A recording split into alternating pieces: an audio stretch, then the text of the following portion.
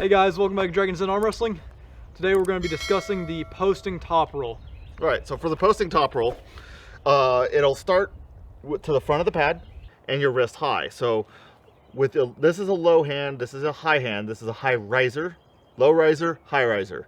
What you're gonna do is get your riser high and apply a little bit of pressure into his fingers right here. So you'll be applying pressure back into his hand ever so slightly.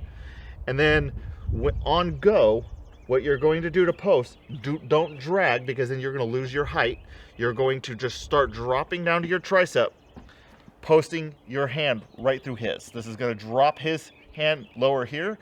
And then once you've done that, then drag and pin. So again, what that's going to look like is here, set up, drop to your tricep. And once you've gotten control of height, you can cup a little bit and side to pin.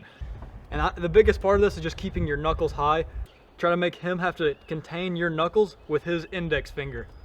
If he can't contain you with his index finger, he's not going to be able to stop you when you go for that post. So you're just going to knuckles high, drop down. All right, so that should pretty much sum up what the posting top roll is and how to get into it as a beginner move. If you guys like this content, comment down below, like and subscribe, and see you guys on the next one.